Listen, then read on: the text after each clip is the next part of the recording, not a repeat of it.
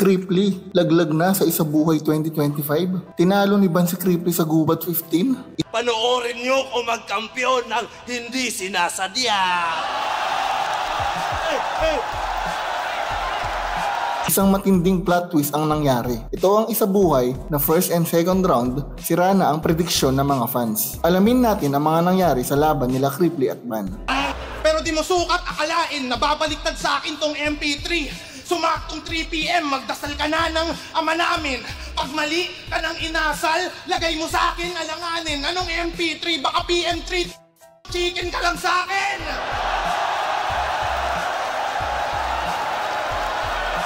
What's up mga bro? Welcome sa channel kung saan binibigyan natin ng mas malalim na tingin ang mga laban sa flip top. Ngayon, pag-uusapan natin ang isa sa pinaka-shocking na resulta ngayong taon, Cripply vs Ban sa Isabuhay 2025. Sobrang inaabangan ang laban ni na Cripply at Ban sa Gubat 15 para sa Isabuhay 2025. Lalo na't isa si Cripply sa tinuturing na isa sa mga pinakamainit na MC ngayong taon. Marami ang nagakala na siguradong si Cripply ang mananalo dahil sa consistent ng performance at crowd control. At for me kasi, ito yung peak form ni Cripply. Sa unang banat pa lang, pinakawalan na agad ni Cripply ang kanyang mga signature parody lines, wordplay at crowd hype na estilo. Ginawan niya pa ng wordplay ang pangalan ni Ban na may reference sa NBA, na talagang kinagiliwan ng crowd. Umabot pa sa punto na nagsasayaw si Cripply sa stage bilang parte ng confidence at performance level niya. Gaya ng ginagawa ni Ban, pag marami ring humiyaw sa kanya na fans, sumasayaw din siya sa stage. Pero ang hindi inaasahan ng marami, si Ban ay may baong matitinding anggulo na tumama masyado kay Cripply, sa paraan na bihira nating makita. Ginamit ni Ban ang parody style ni Cripply laban sa kanya, na para bang sinasabing wala nang originality ang mga linya niya. Kahit kaunting linya lang ito, napa-expand niya ito sa isang damaging na anggulo. Inangkin din ni Ban ang pagiging home court advantage pero hindi siya nagbisaya para manatiling patas ang laban. Ayon sa ilang fans, parehong A-game ang pinakita ng dalawa, pero mas malakas at mas heavy punch ang mga linya ni Ban. Sinasabi ng lahat na ito ang battle of the night para sa kanila. At napansin ko din mga bro na mukhang nahirapan si Cripply maghanap ng solidong anggulo kay Ban dahil hindi pa naman ganong kadaming battle si Ban sa flip top, habang si Ban ay prepared sa bawat aspeto ng laban. Nakakagulat din para sa ilan na si Ban mismo ay nagsabing tagilid siya bago ang laban, pero siya pa ang umangat sa dulo. Sa uli, 4-3 ang naging hatol ng judges at pabor ito kay Ban. Bagamat maraming natuwa, may ilang live audience na nagsabi na hindi nila masyado na-enjoy ang laban dahil sa crowd behavior. May mga tropa daw si Ban na maingay sa audience, nagsisisigaw at binubulong na Ban to, kay Ban na to, tuwing round ni Cripply. Nabanggit din na pinansin ni Ban ang ilang tao sa crowd na tila kakampi niya, kaya lalong lumakas ang hinala ng bias. May ilan na nagsasabing parang fix ang laban at may pagkabias ang crowd, lalo na kapag si Ban ang bumabanat, mas malakas ang crowd reaction. At sa round 3 ni Cripply, medyo tamlay para sa akin yung round 3 ni Cripply. Hirap siyang kunin ng crowd. Nag-adlib na nga siya na wala.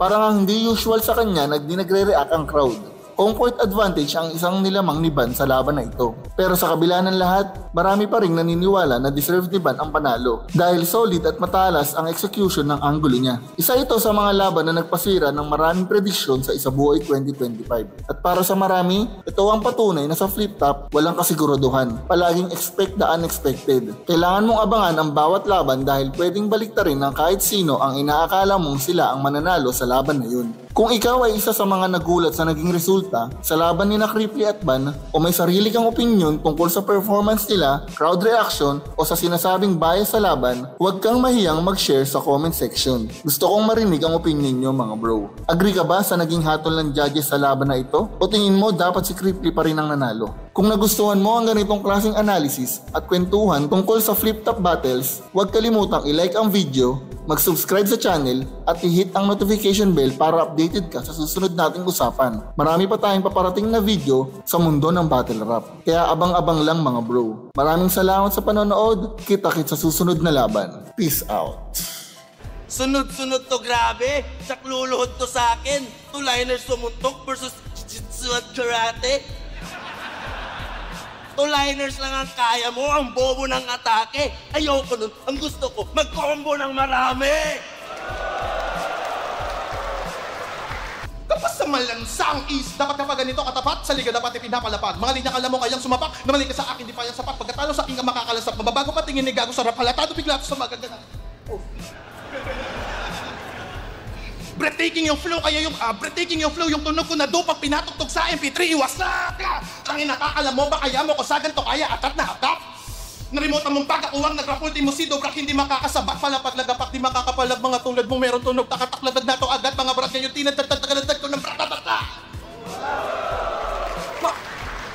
Ito'y landslide victory! Matatabunan ka o pare! Yung flow ko ay lahar, pero yung sukat pang tsunami, pero... Tignan nyo yung lineup! Tingnan nyo yung lineup! Puro rookie ano? Pag mga ganito kalaban ko, pakiramdam ko, guni ako!